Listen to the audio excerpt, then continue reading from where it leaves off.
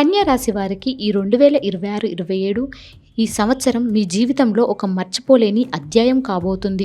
ఇది మీ జీవితంలో మీరు ఎప్పుడు చూడని విధంగా 2 పూర్తి వ్యతిరేకమైన శక్తుల మధ్య నడిచే ఒక ధర్మయుద్ధం లాంటిది. జ్యోతిష్యం అంటే భయపెట్టేది కాదు, మనకు దారి చూపే ఒక టార్చ్ లైట్ లాంటిది. ఎక్కడ గొయ్యుందో ముందే తెలిస్తే జాగ్రత్తగా నడుస్తాం, ఎక్కడ దారి బాగుందో తెలిస్తే ధైర్యంగా అడుగు వేస్తాం. ఈ సంవత్సరం మీ జాతకం చాలా విచిత్రంగా, ఆశ్చర్యకరంగా ఉంది. ముందుగా మా వీడియో మీకు నచ్చినట్లయితే లైక్ చేయండి, షేర్ చేయండి. మరింత భక్తి సమాచారం కోసం మా భక్తి సమాచారం ఛానల్ను సబ్స్క్రైబ్ చేసుకోండి. జ్యోతిష్యం అంటే భయపెట్టేది కాదు, మనకు దారి చూపే ఒక టార్చ్ లైట్ లాంటిది. ఎక్కడ గొయ్యి ఉందో ముందే తెలిస్తే జాగ్రత్తగా నడుస్తాం, ఎక్కడ దారి బాగుందో తెలిస్తే ధైర్యంగా అడుగు వేస్తాం. ఈ సంవత్సరం మీ జాతకం చాలా విచిత్రంగా, ఆశ్చర్యకరంగా ఉంది. ఒకవైపు మీ వృత్తి, ఉద్యోగం, కీర్తి ప్రతిష్టల విషయంలో మీరు ఊహించని మీ జీవితంలోనే అతిపెద్ద రాజయోగం రాబోతోంది. గురుబలం, రాహుబలం రెండూ కలిసి మిమ్మల్ని ఆకాశానికి ఎత్తబోతున్నాయి. మరోవైపు అదే సమయంలో మీ వ్యక్తిగత జీవితం, పెళ్లి, ప్రశాంతత విషయంలో 7.5 ఏళ్ల శనిలో భాగమైన కంటక శని మిమ్మల్ని ఒక కఠినమైన పరీక్షకు గురి చెయ్యబోతోంది. అంటే ఈ సంవత్సరం మీరు ఆఫీస్లో హీరోలా వెలిగిపోతారు, కానీ ఇంట్లో మాత్రం చాలా ఓపికగా, మౌనంగా ఉండాల్సిన పరిస్థితి. మీరు సంపాదించిన దానికి మించిన ఖర్చులు, నిద్రలేని రాత్రులు కూడా ఉంటాయి. ఈ సంవత్సరం మొత్తం ఒకేలా లేదు. గురుగ్రహం యొక్క కదలిక వల్ల దీనిని మనం 2 భాగాలుగా చూడాలి. మొదటి భాగం జనవరి 1 నుండి జూన్ 2 వరకు. ఇది భాగ్యగురువు సమయం, అదృష్టం మీ తలుపు తడుతుంది. రెండో భాగం జూన్ 2 తర్వాత. ఇది కర్మగురువు సమయం, మీ ఉద్యోగంలో మీరు రాజు అవుతారు. అసలు ఈ విచిత్రమైన పరిస్థితికి కారణం ఏమిటి, ఏ గ్రహాలు ఎక్కడ ఉన్నాయో, అవి మనల్ని ఏం చెయ్యబోతున్నాయో వివరంగా చూద్దాం.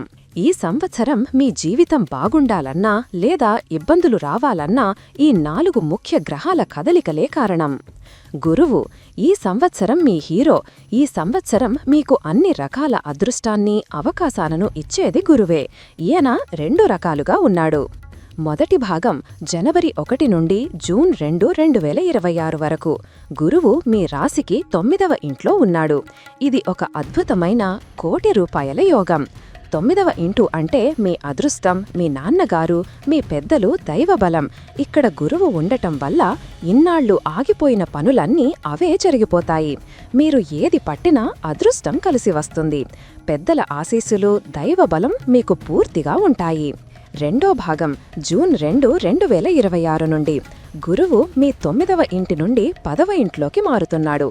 ఇది ఇంకా అద్భుతమైన యోగం. 10వ ఇంటు అంటే మీ ఉద్యోగం, మీ హోదా, మీ గౌరవం.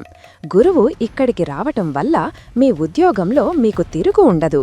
పెద్ద ప్రమోషన్లు, కొత్త బాధ్యతలు, సమాజంలో గొప్ప కీర్తి ప్రతిష్టలు వస్తాయి.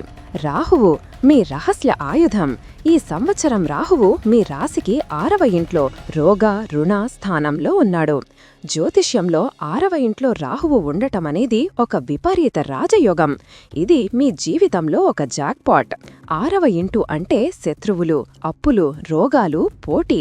ఇక్కడ రాహువు ఉండటం వల్ల మీ శత్రువులు మీ పేరు చెబితేనే భయపడిపోతారు. మీమీద కుట్రలు చేసేవారు వాళ్ల గొయ్యి వాళ్లే తీసుకుంటారు. మీకు కోర్టు కేసులు ఉంటే గెలుస్తారు. అప్పులు ఉంటే అన్ని తీరిపోయే మార్గాలు వస్తాయి. పాత రోగాలు కూడా నయమవుతాయి. పోటీ పరీక్షల్లో, ఇంటర్వ్యూలలో మిమ్మల్ని ఓడించేవారే ఉండరు. శని ఈ సంవత్సరం మీ పెద్ద పరీక్ష. ఇక్కడే అసలు సమస్య మొదలవుతోంది. శని భగవానుడు ఈ సంవత్సరం మొత్తం మీ రాశికి 7వ ఇంట్లో ఉన్నాడు. దీనినే కంటక శని అంటారు. 7వ ఇంటు అంటే మీ పెళ్లి, భార్యాభర్త, మీ భాగస్వామ్యం, వ్యాపారం, మీ దైనందిన జీవితం. ఇక్కడ శని ఉండటం అంటే ఈ 3 విషయాల్లో చాలా పెద్ద సవాళ్లు రాబోతున్నాయి. భార్యాభర్తల మధ్య అనవసరమైన గొడవలు, అపార్థాలు, దూరం పెరుగుతాయి. వ్యాపారంలో భాగస్వాములతో గొడవలు విడిపోయే అంతవరకు వెళ్లవచ్చు. ప్రతి పని ఆలస్యమవుతోంది. విపరీతమైన బద్ధకం, చిరాకు వస్తాయి. కేతువు మీ ప్రశాంతతకు శత్రువు. కేతువు ఈ సంవత్సరం మీ రాశికి 12వ ఇంట్లో వ్యయస్థానంలో ఉన్నాడు. 12వ ఇంటు అంటే ఖర్చులు, ఆస్పత్రి, నిద్ర, మోక్షం. ఇక్కడ కేతువు ఉండటం వల్ల మీరు ఎంత సంపాదించినా పైసా చేతిలో నిలబడదు, నీళ్లలా ఖర్చయిపోతోంది. అనవసరమైన ఆస్పత్రి ఖర్చులు, రిపేర్లు వస్తాయి. ముఖ్యంగా రాత్రళ్ళు నిద్ర పట్టదు. ఏదో తెలియని భయం, ఒంటరితనం, ఆందోళన మిమ్మల్ని పీడిస్తాయి. అందరూ ఉన్నా నాకు ఎవరూ లేరు అనే ఫీలింగ్ వస్తుంది. చూసారా మీ జాతకం ఎంత విచిత్రంగా ఉందో? గురువు, రాహువు ఉద్యోగంలో నిన్ను రాజును చేస్తాం, నీ శత్రువులను ఓడిస్తాం, నీకు తిరుగులేదు అని అంటున్నారు. శని, కేతువు కాని నీ పెళ్లి జీవితాన్ని, నీ వ్యాపార భాగస్వామ్యాన్ని, నీ ప్రశాంతతను, నీ డబ్బును అస్సలు వదలం, కఠినంగా పరీక్షిస్తాం అని అంటున్నారు. మీరు ఈ సంవత్సరం ఆఫీస్లో ఒక సూపర్ స్టార్, కానీ ఇంట్లో మాత్రం ఒక సామాన్య మానవుడిలా ఓపికతో పరీక్ష పాసవ్వాలి.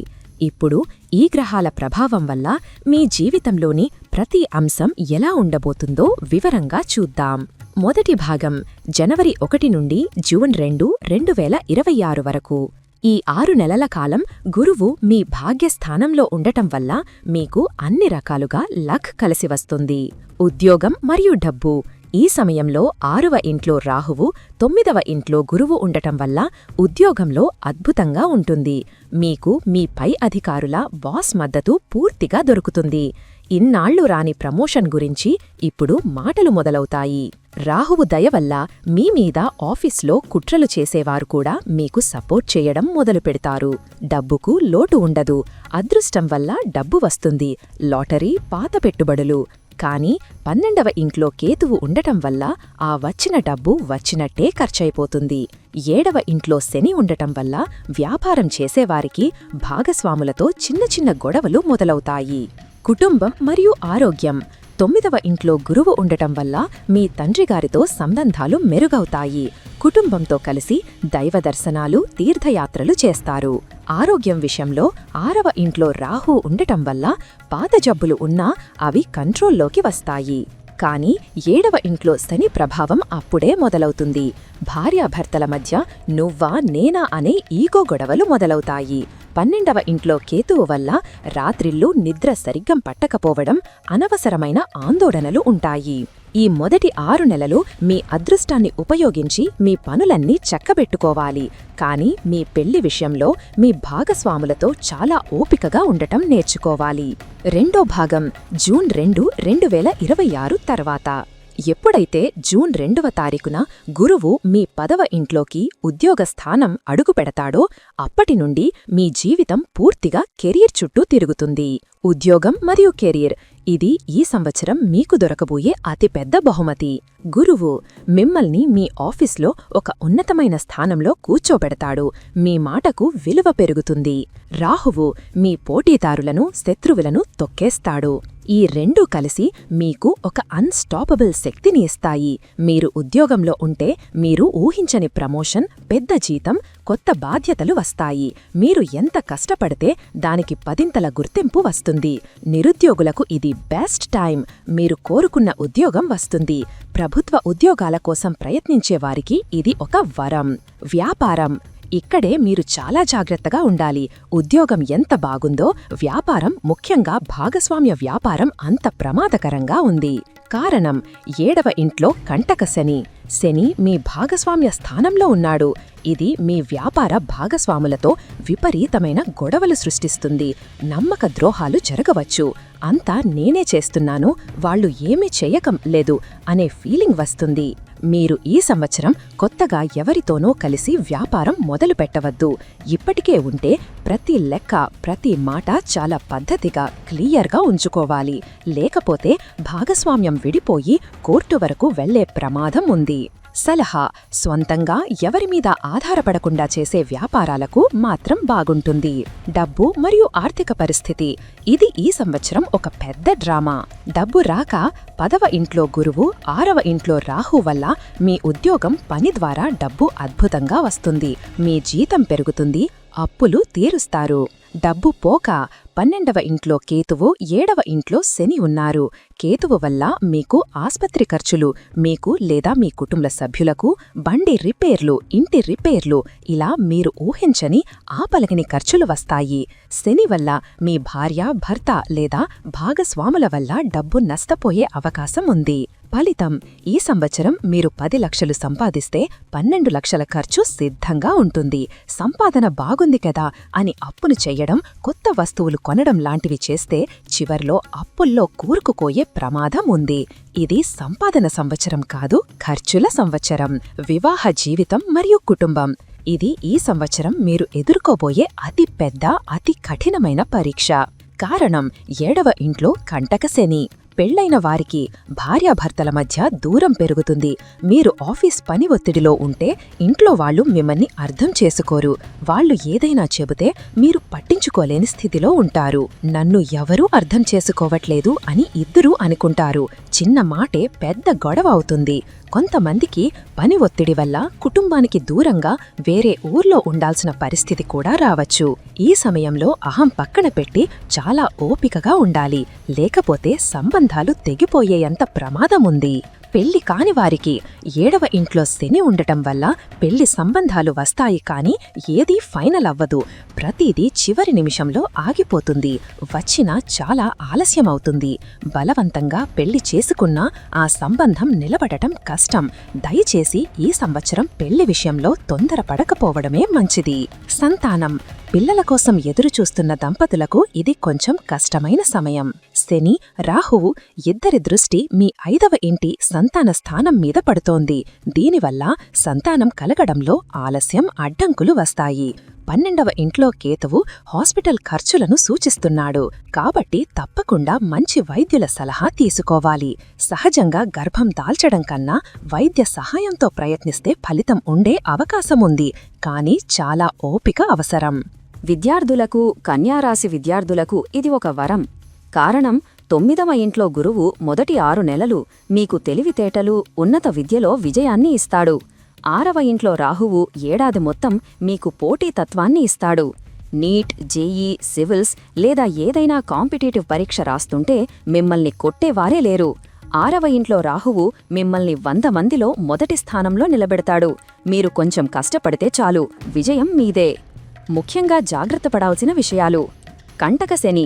మీ పెళ్లి జీవితం, మీ వ్యాపార భాగస్వామ్యం ఈ సంవత్సరం చాలా ప్రమాదంలో ఉన్నాయి. ఓపిక అనే ఒక్క మంత్రాన్నే మీరు జపించాలి. అహం, కోపం పనికిరావు. మాట్లాడటం తగ్గించి మౌనంగా ఉండటం, అవతలి వారిని అర్థం చేసుకోవడం మంచిది. వ్యయకేతువు. డబ్బు నిలబడదు, విపరీతమైన ఖర్చులు ఉంటాయి, నిద్ర పట్టదు, మానసిక ఆందోళన ఎక్కువగా ఉంటుంది. చేయాల్సిన పరిహారాలు: ఈ సంవత్సరం మీకు ఒకవైపు రాజయోగమున్నా మరోవైపు కష్టాలు ఉన్నాయి. ఈ కష్టాల నుండి బయటపడటానికి ఈ చిన్న పరిహారాలు పాటించండి. శని కోసం మీరు చేయగలిగిన అతి పెద్ద పరిహారం మీ భార్యను, భర్తను ప్రేమగా చూసుకోవడం, వారిని అర్థం చేసుకోవడం ప్రయత్నించడం.